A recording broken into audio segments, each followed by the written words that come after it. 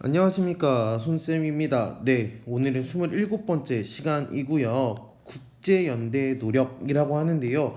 우리 지난 시간에 1930년대 이후의 일본의 모습을 살펴봤다면 이번 시간에서는 요 시기에 있었던 한국과 중국의 리액션에 대해서 살펴봅니다. 이 리액션이라 함은 1920년대까지는 각자 한국은 한국대로 중국은 중국대로 했었더라면 1930년대부터는 얘네들이 함께 움직입니다. 한국과 중국이 함께 연대하는 모습을 살펴볼 수 있겠습니다. 그런 것들을 여러분들 살펴보실게요. 오늘은 한번 그런 함께하는 모습을 살펴보겠습니다. 시작하겠습니다.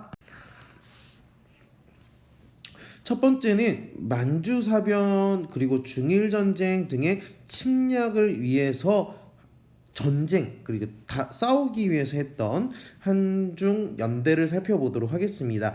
첫 번째는요, 한중 연합작전이라고 있는데요. 요건 색깔을 조금 다르게 할게요. 한중 연합작전이라고 하는데요. 요거는 바로 만주사변으로 인해서 이루어졌던 연대라고 볼 수 있습니다. 만주에서 한국 독립군 그리고 또는 조선혁명군, 이건 우리나라의 군대죠. 그들이 중국의 군대와 함께 연합작전을 전개했다는 겁니다. 한국 독립군 같은 경우에는 북만주에서, 만주 중에서도 북만주에서 했고요. 그리고 조선혁명군 같은 경우에는 남만주에서 실시했었다라고 여러분들 보시면 되겠습니다. 또한 1935년에 한중 항일 동맹회, 그래서 조선혁명군과 중국 의용군 부대가 함께 힘써서 만들었던 조직이게 되겠고요. 1931년에는 한중 민족 항일 대동맹이라고 그래서 대한민국 임시정부 인사들과 중국 국민당 인사들이 비밀 결사로 결성했던 그런 부대가 있었다라고 하면 되겠고요. 조금만 더 TMI로, 우리 교과서에는 없지만 동북항일연군이라는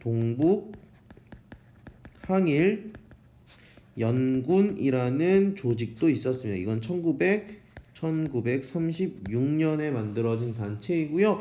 요거의 특징이라고 얘기를 하면 한국과 중국의 어떤 단체? 사회주의 단체에서 연합해서 만든 단체였다. 그래서 대표적인 인물로서 그 김일성, 북한의 지금 주석이었던 김일성을 꼽을 수 있겠습니다. 넘어갈게요.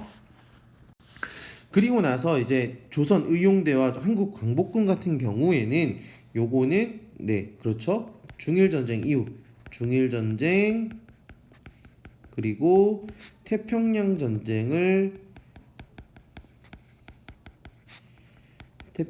전쟁을 거치면서 만들어졌던 단체였다라고 보시면 되겠습니다. 이 조선의용대와 한국광복군은요. 먼저 조선의용대 같은 경우에는 김원봉이 주도했습니다. 우리 김원봉 여러분 우리 공부했었는데 기억나요? 김원봉은 바로 의열단을 조직했던 인물로서 중국 국민당군과 항일투쟁을 전개하였습니다. 하지만 1940년대 들어서서 일부는 한국 광복군에 흡수가 되고 일부는 공산당의 지원을 받는 조선의용군으로서 항일전쟁에 참여하였습니다.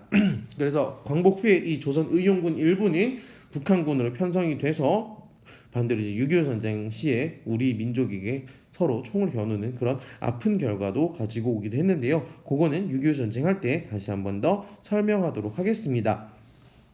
조선의용대가 1938년에 중일전쟁 이후에 만들어졌다면 한국광복군은 그거보다 조금 늦은 1940년에 만들어진 단체입니다. 중국 국민정부의 지원을 받으면서 임시정부의 산하단체로서 역할을 했었고요. 그래서 연합국의 일원으로서 일본과 독일의 선전포고를 하기도 하고요. 그리고 대일본전에 참여하는 형태, 제2차 세계대전에서 참전하는 모습을 보이기도 합니다. 심지어는 국내 진공 작전을 계획하기도 했었는데요. 계획을 했다는 건 실행은 하지 못하였다. 다만 실행은 하지 못하였다. 왜? 네, 우리 지난 시간에 봤듯이 일본이 항복을 했기 때문이겠지요. 네, 그래서 여기 아래 여러분 사료들 보시면 조선의용대 성립선언문과 광복군 선언문이 있는데 주로 여태까지 이제 지금까지 모의고사에서나 수능에서나 이 광복군에 대한 질문이 많았어요. 그렇다는 것은 올해는 아마 의용대에 대해서도 한번 이야기를 할 수 있겠죠. 한번 사료를 살펴보면은 중국에 있는 우리 혁명 동지들이 직접적으로 항일 전쟁에 참가하며 또한 항전 과정 중에 조선 독립을 쟁취하기 위하여 공동의 원수 일본 제국주의자들이 포악한 수단으로 조선 혁명 운동을 잔해하며 방해한다는 거죠. 야만 횡포적 정책으로 중국 혁명을 저지하여 중한 양민족의 연합전선을 방해하고 있다. 중국 혁명이 완성치 못함으로 조선 민족을 압박, 착취함이 더욱 심하며 조선 민족이 해방되지 못함으로 중국 침략이 더욱 포악함이 사실이다. 조선 민족과 동방 약소 민족은 응당 중국을 도와 항전할 것이다 라고 하며 다짐하면서 조선의용대가 만들어졌음을 살펴볼 수 있습니다. 오른쪽에 한국 광복군에 대한 얘기는 여러분들이 스스로 한번 읽어보시길 바라겠습니다. 넘어갈게요.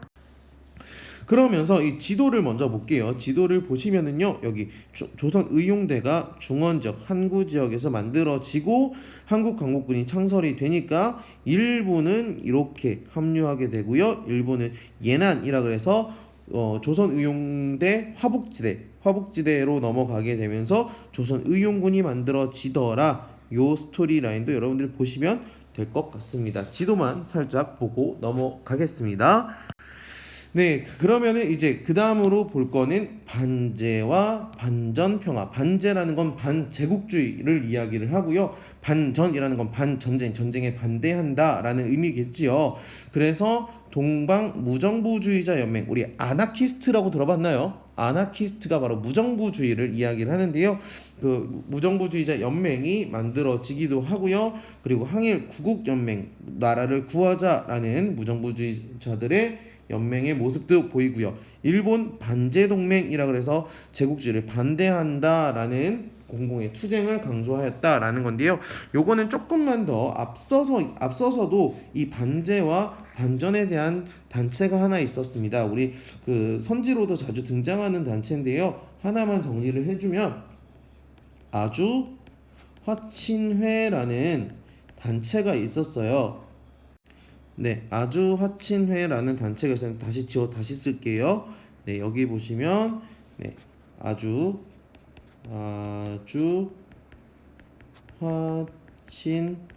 화친회라는 단체가 있었습니다. 요거는 1907년에 만들어진 단체고요. 어디에서? 도쿄에서 만들어진 단체였으며 여기에선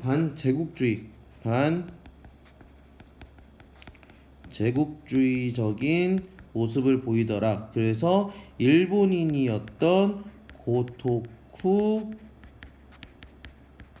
휴스이라는 사람이랑 베트남 사람이었던 판보이 쪼우라는 사람을 통해서 이들이 중심이 되어서 반제국주의 움직임을 보이고 있더라라는 것들을 여러분들이 기억하시면 좋을 것 같습니다. 네, 그래서 반전 동맹, 전쟁을 반대하는 동맹들도 있었죠. 그래서 중국인과 일본인 사이에 얘네들이 많이 1930년대 전쟁을 했었는데 만주사변, 뭐 중일전쟁, 지울게요. 네, 다시 지워서 중일전쟁, 그리고 태평양 전쟁을 거치면서 있었던 전쟁들이 많이 있더라. 여러분 살펴보시면 되겠고요. 일본 병사 반전동맹 예난지부라고 얘기해서 공산당군의 포로가 된 일본군 병사들이 조직했다. 그래서 일본군의 탈영이나 투항을 호소하면서 이제 전쟁에서 이제 그만하자라는 움직임도 보이더라라는 것들 여러분들 살펴보시면 될 것 같습니다. 네, 오늘 내용은 1930년대에 있었던 한국과 중국의 리액션이 있었다라고 보시면 되겠고요. 직접 분류를 하자면 전쟁을 통해서 리액션을 한 친구들도 한 분들도 계셨을 거고요. 그리고 평화적인 연대를 통해서 했던 단체들도 있었다. 전쟁 같은 경우에는 한중 연합 작전을 시작으로 한중 연합 작전을 했죠. 기억나요? 네, 한중 연합 작전을 해서 조선혁명군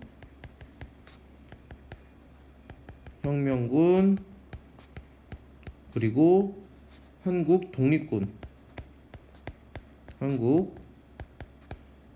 독립군의 모습도 있었고요. 그리고 1938년에 조선의용대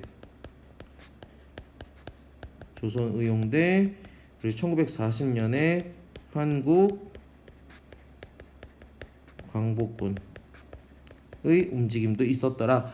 평화연대 같은 경우 아주화 친회부터 시작을 해갖고 무정부주의자 연맹, 구국 연맹, 반제 동맹, 그리고 또는 일본 병사 반전 동맹 등 반제국주의와